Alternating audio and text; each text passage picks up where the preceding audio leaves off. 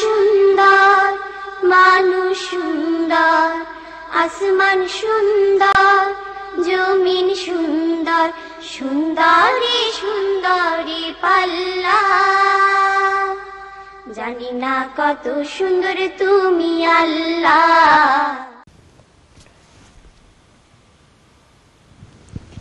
আসসালামু আলাইকুম ওয়া রাহমাতুল্লাহি ওয়া বারাকাতুহু। প্রিয় ভাই বোনেরা, দীর্ঘদিন পরে আমরা আবার আমাদের প্রিয় অনুষ্ঠান জীবন জিজ্ঞাসা নিয়ে আপনাদের সামনে হাজির হতে পেরেছি। যেন মহামনিবের দরবারে মস্তক অবনত চিত্তে শুকরিয়া আদায় করছি, পড়ছি শুকরিয়ার মহান তসবিহ আলহামদুলিল্লাহ। আশা করছি আপনারা সবাই সুস্থ আছেন, সুন্দর আছেন এবং যথারীতি ঈমান চর্চারত আছেন। প্রিয় ভাই বোনেরা, চলে যাচ্ছে আমাদের প্রিয় শেখের কাছে এবং জেনে নিচ্ছি ওনার কুশলাদি। আসসালামু আলাইকুম। ওয়ালাইকুম আসসালাম ওয়া রাহমাতুল্লাহি ওয়া বারাকাতুহু। আলহামদুলিল্লাহ, আশা করি আপনি ভালো আছেন এবং সেই সাথে পরিবারের সবাই ভালো, আমাদের বৃহত্তর পরিবার জীবন জিজ্ঞাসা ভালো আছে, এটাই আমাদের প্রত্যাশা। যে যেখানে আছেন আমরা আপনাদের সবাইকে শুভেচ্ছা জানাই, মোবারকবাদ জানাই এবং এই দোয়া সবসময় আমরা করি যে আল্লাহ তাআলা যেন জীবন জিজ্ঞাসা কেন্দ্রিক যে একটি ভালোবাসা, একটি আন্তরিকতা দেশে বিদেশে জায়গায় জায়গায় পৃথিবীর বিভিন্ন প্রান্তে আমাদের মধ্যে সৃষ্টি হয়েছে, আল্লাহ তাআলা এই ভালোবাসাকে ইমানই এই ভালোবাসাকে আমাদের মুক্তি, নাজাত এবং মর্যাদার জন্য যেন কবুল করে নেন। আল্লাহ তাআলা যেন কিয়ামতের ময়দানে যেসব মানুষরা একজন আরেকজনকে ভালোবাসবে আল্লাহরই জন্য, তাদেরকে যখন আল্লাহ তাআলা তার আরশের নিচে ছায়া দেবেন, সেই জায়গায় জীবন জিজ্ঞাসা পরিবার পুরোটাই যেন স্থান পায়, কেউ যেন দূরে না থাকে। এটাই আমাদের সবসময় প্রত্যাশা, সবসময় দোয়া। আল্লাহ রাব্বুল আলামিন নিশ্চয়ই আমাদের এই দোয়াকে কবুল করবেন এবং এই প্রত্যাশাকে পূরণ করবেন। জি, আমাদের কি দোয়া। আস্তে আস্তে আমার এক ভাইয়ের একটি স্ট্যাটাস পড়ছিলাম ফেসবুক। সে খুব নাটকীয়ভাবেই স্ট্যাটাসটা বলেছে এবং শেষটুক পর্যন্ত পড়লে এই স্ট্যাটাসটা আপনাকে অনেক ভাবিয়ে তুলবে। স্ট্যাটাসটা হচ্ছে এরকম যে আমি দিনের বেলা মরতে চাই, কারণ রাতের বেলা মরলে যেই বাস ছাড়ে আমি এমনি জিন্দা অবস্থায় যেতে আমার এত ভয় লাগতো, তো সেখানে আমি যদি রাতের বেলায় আমাকে এভাবে একা রেখে সবাই চলে আসে তাহলে আমি কতই না ভয় পাবো। আবার সে বলছে না, দিনের বেলা হলে ভালো, এই জন্য তাহলে আমি একটু দিনের আলোতে ভয় কম পাবো। পরক্ষণে সে বলছে আমি যখন কবরে আমাকে নামিয়ে দেওয়া হবে, সবাই যখন আমাকে আস্তে করে বাস কিংবা বক্সের ভেতর রেখে আসা হবে, তখন তো দিন কি রাত আমার কাছে তো অন্ধকারই। সো কিন্তু ও তখন একটু স্বগতোক্তি করছে যে এই অন্ধকার দূরীভূত করতে পারবে একমাত্র আমার আমল। বুঝতেছি না যে আমলগুলোকে আসলে কতটুকু হচ্ছে। সো এইটা এই জন্য মনে পড়ছে আপনার কথা, এবং হচ্ছে আজকে এই যে আমাদের এনটিভি পরিবারের একজন মিনহাজ ভাই, ওনার শ্বশুর ইন্তেকাল করলেন 2 সপ্তাহ আগে। এই টোটালটা মিলিয়ে বিষয়টা আমার কাছে খুব মানে এটাই তো আসলে আমাদের বাস্তব জায়গা, যেখানে আমাদের সবাইকে যেতে হবে। দিনে কিংবা রাতে কোনো পার্থক্য নেই। পার্থক্য তো তাদের জন্যই যারা জীবিত, কিন্তু মৃতের জন্য তো সবকিছুই সমান, দিন কিংবা রাত। তার জন্য সবচেয়ে বড় আলো হলো তার ঈমান এবং আমল। এবং আল্লাহ নবী তো এই শিক্ষাই আমাদেরকে দিয়েছেন, ইয়াতবাউল মাইয়িতা সালাস, একজন মৃত ব্যক্তি সে 3টি জিনিস পিছনে রেখে যায়, আহলুহু ওয়া মালুহু ওয়া আমালুহু, তার পরিবার, তার সম্পদ এবং তার আমল, কাজকর্ম, ভালো কাজগুলো। পরিবার কবরের ব্যবস্থা করবে, দাফন কাফনের ব্যবস্থা করবে। সম্পদ আরেকজনের হাতে চলে যাবে, বন্টনের জন্য খাকা শুরু হয়ে যাবে, কাড়াকাড়ি শুরু হবে। আর আমল শুধুই তার একান্তই নিজের এবং সেটাই তার সাথে থাকবে। কাজেই এটা আমাদের সবার জন্য একটা রিমাইন্ডার যে আমরা আমাদের আমলকে যেন আমরা শক্তিশালী করি এবং এটার মাধ্যমে যেন আমরা আমাদের আখিরাতের পথ চলাকে সহজ এবং মসৃণ করি। আল্লাহ পাক সেই তৌফিক যেন আমাদেরকে দান করেন ইনশাআল্লাহ। আমিন। ওনারই একটি প্রশ্ন ছিল না শাশুড়ির, যে স্বামী মারা গেলে একজন স্ত্রীর আসলে কি করণীয়? মূলত একজন মুসলিম পরিবারে যখন স্বামী মারা যায়, তার স্ত্রীর জন্য তার জন্য দোয়া করা, তার পক্ষ থেকে সাদাকাত ইত্যাদি করা, এগুলো তো অব্যাহত রাখবেন। পাশাপাশি মহিলাদের জন্য আরেকটা বিষয় হলো ইদ্যত পালন করা। আরবাআতু আশহুরিন ওয়া আশর, 4 মাস 10 দিন ইদ্যত পালনের বিষয়টি আছে। ইদ্যত শব্দের অর্থ হলো যে এটা হচ্ছে ওয়েটিং পিরিয়ড, যেখানে তিনি তার স্বামীর জন্য দোয়া ইত্যাদি করতে থাকবেন, তার জন্য শোক প্রকাশ করবেন, এবং এই সময় প্রয়োজনের বাইরে বেড়ানো, হলিডে করা, সাজগোজ করা, এই জাতীয় কোনো কাজ তিনি করবেন না। এটাকে বলা হয় আরবিতে ইদ্দাত, ইসলামী পরিভাষায়, যেটা আল্লাহ তাআলা সূরা তালাকে বর্ণনা করেছেন। তো মৃত ব্যক্তির স্ত্রীর জন্য ইদ্যত পালন করতে হয়। ইদ্যত মানে হচ্ছে এই সময়টি তার স্বামীর জন্য তিনি ডেডিকেটেড করবেন, তার জন্য দোয়া, আমল, এবং প্রয়োজনের বাইরে তিনি ঘর থেকে বের হবেন না, অথবা বেড়ানোর জন্য কোথাও যাবেন না। বের হলেও প্রয়োজনের কারণে আবার রাতের মধ্যেই ফিরে আসবেন, তার স্বামীর ঘরেই তিনি রাত্রি যাপন করবেন। এই বিষয়টিকে বলা হয় ইদ্যত, এবং এই ইদ্যত পালন করাটা এটা মহিলাদের জন্য বাধ্যতামূলক, এটা করতেই হবে। কোনো কারণে কাজে কর্মে যদি বের হতে হয় বিশেষ প্রয়োজনে, যেটা তার কোনো বিকল্প নেই, তিনি তাড়াতাড়ি গিয়ে সেটা সেরে আবার চলে আসবেন। রাত্রে অন্য বাড়িতে যাপন করা অথবা দূরে কোথাও যাওয়া যাবে না। আত্মীয় স্বজনদের বাড়িতে তিনি যাবেন না, বরং আত্মীয় স্বজনরা তার কাছে আসবেন এবং তাকে সহযোগিতা করবে মানসিকভাবে, এবং অন্যান্য ক্ষেত্রে তাকে সহযোগিতা করতে হবে। এটাই হচ্ছে আত্মীয় স্বজনের দায়িত্ব। আশা করি বিষয়টি স্পষ্ট হলো। আরেক ভাই প্রশ্ন করেছেন যে যাকাতের বিষয়ে উনি একজন থেকে শুনেছেন যে ওনার যতগুলো জমি আছে সেগুলোর উপর জাকাত দিতে হবে। তো এখন উনি বলতে চাচ্ছেন জমির ইনকামের উপর জাকাত দিতে হবে, এটা উনি ক্লিয়ার না আমার জমির কারেন্ট মূল্য যেটা, এটার উপর ভিত্তি করে জাকাত দিতে হবে। কেউ যদি জায়গা জমিন কিনে রাখে, যে এমন একটি জায়গায় কিনেছে যে ধীরে ধীরে সেটা দাম বাড়বে এই প্রত্যাশা কিনে রেখেছে, অথবা ধানি জমি কিনেছে যেখানে ধান অথবা অন্যান্য ফসল হবে, যেই রকম স্থাবর সম্পত্তি হোক না কেন, জমির উপর জাকাত হয় না, জমিতে জাকাত দিতে হয় না।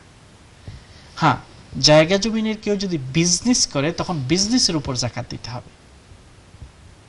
তাহলে সাধারণত জায়গা জমিন যখন আমরা কিনে রাখি যে এটা ভবিষ্যতে দাম বাড়বে, অথবা আমি বাড়ি করব অথবা ঘর করব, এই জাতীয় যে জায়গা জমিন অথবা ফসল উৎপাদন করব, এই জাতীয় জায়গা জমিতে কোনো জাকাত নেই।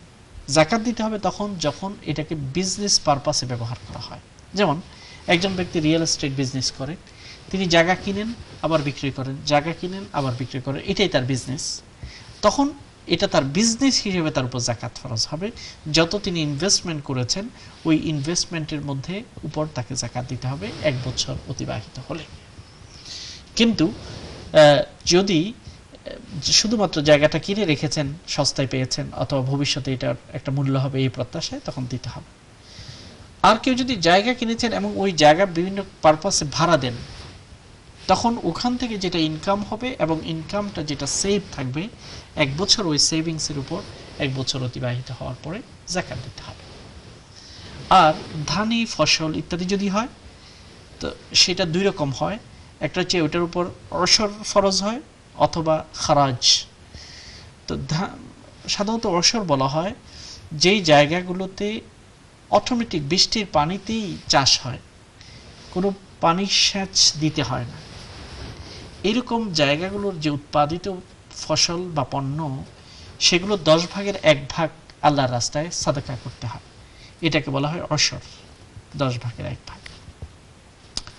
আর যদি সেখানে সেচ দিয়ে চাষ করতে হয়, যে অটোমেটিক বৃষ্টির পানি কিংবা প্লাবনের পানিতে চাষ হয় না, নিজে থেকে সেচ দিতে হয়, তখন 20 ভাগের 1 ভাগ দিলে হয়। তো এই জন্য ফসল যেটা উৎপাদিত হয় ওখান থেকেও নির্দিষ্ট একটা অঙ্ক আল্লাহর রাস্তায় সাদাকা করতে হয় যাদের ফসলি জমিন আছে। তো এই জন্য জমিন বিভিন্ন রকম আছে, প্রত্যেকটার ভিন্ন ভিন্ন বিধান রয়েছে, যেটা আমরা ব্যাখ্যা করলাম। ধন্যবাদ। আলহামদুলিল্লাহ। আমি অবশ্য শুনছিলাম ফাঁকে ফাঁকে এক বোনের ফেসবুকের একটি প্রশ্ন পড়ছিলাম, তো উনি চমৎকার একটি প্রশ্ন করেছেন। তার আগে একটি লাইন আমাদের জীবন জিজ্ঞাসা নিয়ে বলেছেন, এটা আমি ফ্যামিলি জীবন জিজ্ঞাসা পরিবারের সাথে শেয়ার করতে চাই।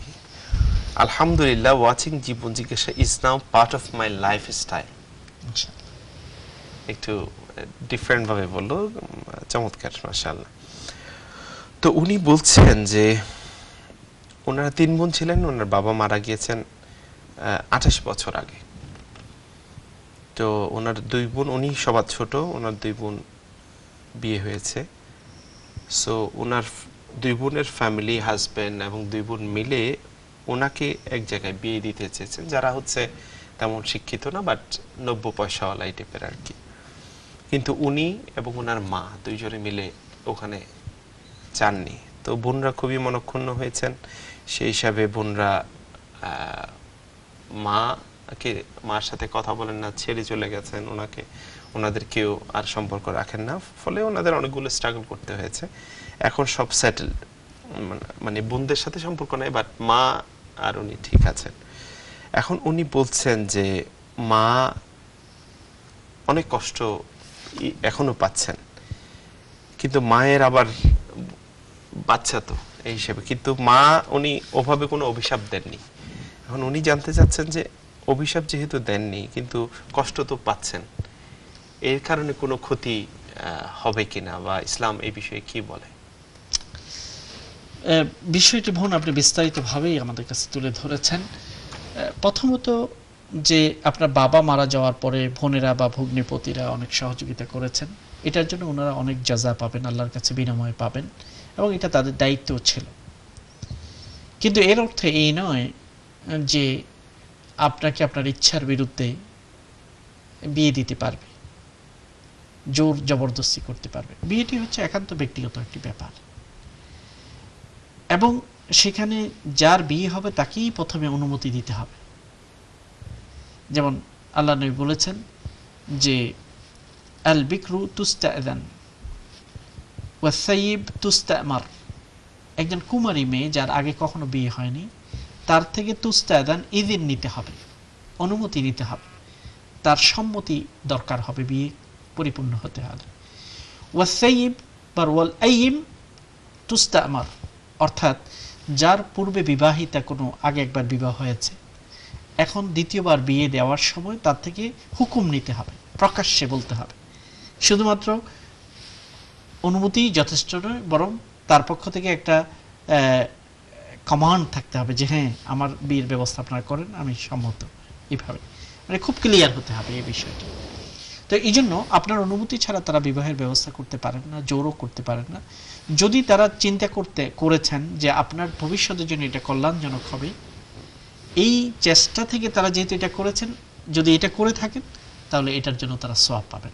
কিন্তু পরবর্তী যেই অধ্যায়টি আপনাদের জীবনে, সেটা যে তাদের কথা মতো আপনার বিয়ে না হওয়াতে আপনার এবং মায়ের সাথে যে তারা সম্পর্ক ছেদ করেছে, এটা বড় অন্যায় করেছেন। তাহলে দুটি স্টেপে তারা ভালো কাজ করেছেন। 1 নম্বর স্টেপ হলো আপনার বাবা মারা যাওয়ার পরে আপনাদের প্রতি তাদের আন্তরিকতা, সহযোগিতা, এটা হচ্ছে তাদের দায়িত্ব ছিল, এবং এটা সওয়াবের কাজ তারা করেছে। দ্বিতীয় হলো আপনার কল্যাণ চিন্তা করে আপনার জন্য এক জায়গায় বিবাহের ব্যবস্থা করেছে। এই বিবাহের যে প্রস্তাব বা ব্যবস্থা বা এর জন্য তারা যে সময় ইত্যাদি ব্যয় করেছেন, এটাও তারা ভালো কাজ করেছে। কিন্তু এটার অর্থ এই নয় যে আপনাকে জোর করে তারা বিয়ে দিতে পারবেন। কিন্তু তৃতীয় অধ্যায়তে তাদের কাজটি ঠিক হয়নি, যে তাদের কথা মতো হয়নি বলেই আপনার সাথে এবং আপনার মায়ের সাথে সম্পর্ক ছেদ করবে, বিশেষত আপনার বোনেরা, এটা কোনোভাবেই গ্রহণযোগ্য নয়। এখন কথা হলো যে আপনার মা যেহেতু তারা দূরে, এই জন্য কষ্ট পান, এই কষ্ট পাওয়ার কারণে তাদের গুনাহ হবে। আপনার এবং আপনার মায়েরও দায়িত্ব তাদের খোঁজ খবর নেওয়া। আপনাদের পক্ষ থেকেও যোগাযোগ বাড়ানো দরকার, যাতে করে এই অনাকাঙ্ক্ষিত পরিস্থিতিটা দূর হয়ে যায়, সুন্দর একটা পরিবেশ আপনাদের আত্মীয়তার ভিতরে থাকে। এটার জন্য আপনাদের উদ্যোগ নিতে হবে, আবার সেই উদ্যোগ নিতে তাদেরকেও সাড়া দিতে হবে। কারণ আমরা জানি বিশেষত মায়ের সাথে কি করে সম্পর্ক নষ্ট হতে পারে। এটা তো শুধু আত্মীয় নয়, মা এবং সন্তান তো অনেকদিন একই ব্যক্তি, একটি আইডেন্টিটি, একটি সত্তা হিসেবে থাকে। তো এই জন্য মায়ের সাথে সম্পর্ক কোনোভাবে কম্প্রোমাইজ করা যায় না। এই ব্যাপারটা থেকে অত্যন্ত গুরুত্বের সাথে দেখতে হবে। আপনার দায়িত্ব হবে যে আপনি একটা উদ্যোগ নিয়ে আপনি তাদেরকে মায়ের সাথে কানেক্টেড করে দেবেন। এটার কারণে এটা আপনার দায়িত্ব, আবার এটা আপনার জন্য বড় ধরনের একটি সওয়াবের কাজ হবে। কল্যাণের কাজ হবে।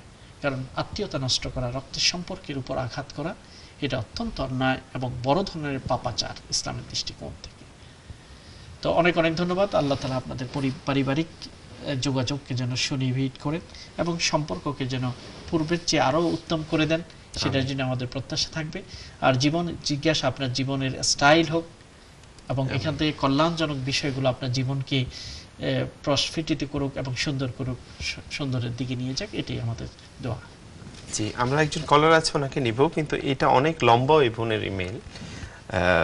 তো আমি লাস্টে আরেকটা উনি সলিউশন চেয়েছে। ওনার বাবা যে সম্পত্তি ওনার মাকে দিয়ে গেছেন, সেই সম্পত্তিটি উনি ছোট মেয়েকে দান করতে চায়। কারণ স্টিল ওই দুইজনের সাথে মা সম্পর্ক রাখার চেষ্টা করছে, বাট স্টিল তারা বিভিন্নভাবে ডিস্টার্ব করে। তো এখন ওরা যখন আর লুক আফটার করে হচ্ছে ওনার হাজব্যান্ড মূলত, যেহেতু ওনাদের কোনো আর সন্তান নাই।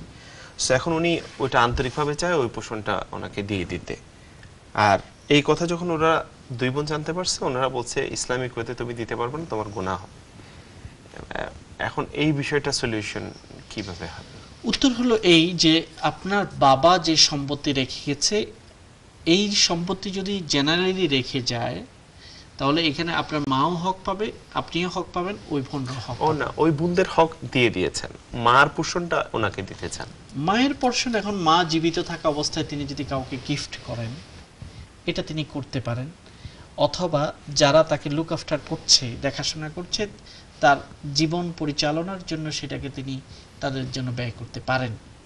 তবে এই নিয়তে করা যাবে না, এটা হচ্ছে প্রয়োজনের কারণে, এটা আমার সম্পদ, আমি জীবিত আছি, এখন এই সম্পদটা আমি কাকে দিব, কি করব, এটা করা যেতে পারে জীবদ্দশায়। কিন্তু কাউকে বঞ্চিত করার জন্য, যে তারা আমার কথা কেন শুনলো না, এই জন্য বঞ্চিত করার জন্য একজনকে দিয়ে দেওয়া, এটা ঠিক নয়। কারণ আল্লাহ তাআলা বলছেন, আল্লাহ নবী বলছেন, ইত্তাকু ফি আওলাদিকুম ইত্তাকুল্লাহা ফি আওলাদিকুম। নু'মান ইবনে বাশীর রাদিয়াল্লাহু তাআলা আনহু তার এক সন্তানকে বেশি সম্পদ দিতে চেয়েছিলেন। আল্লাহ নবীর কাছে যখন এটা নিয়ে কথা নিয়ে এসেছিলেন, আল্লাহ নবী তাদেরকে সতর্ক করে বলেছেন, আল্লাহকে ভয় করো তোমাদের সন্তানদের ব্যাপারে, তাদের মধ্যে তোমাদেরকে ইনসাফ কায়েম করো, ইআদিলু বাইনা আওলাদিকুম, নিজেদের সন্তানদের মধ্যে ইনসাফের সাথে কাজ করতে হবে। এই জন্য খুবই ভয়ের ব্যাপার আছে। মা যদি কাউকে বঞ্চিত করার উদ্দেশ্যে করে, এটা অন্যায়। তবে তিনি তার জীবনে যারা তাকে সহযোগিতা করছেন, তাদের জন্য যদি কিছু করতে চান এক্সট্রা, সেটা তিনি করতে পারেন। বিষয়টাকে খুব কেয়ারফুলি ডিল করতে হবে। প্রিয় ভাইরা, যাচ্ছি আমরা ছোট্ট একটি বিজ্ঞাপন বিরতিতে, ফিরে আসবো ইনশাআল্লাহ। বিজ্ঞাপন বিরতিকে শেষ করে আশা করছি আপনারা আমাদের সাথে থাকবেন। আসসালামু আলাইকুম ওয়া রাহমাতুল্লাহি ওয়া বারাকাতুহু।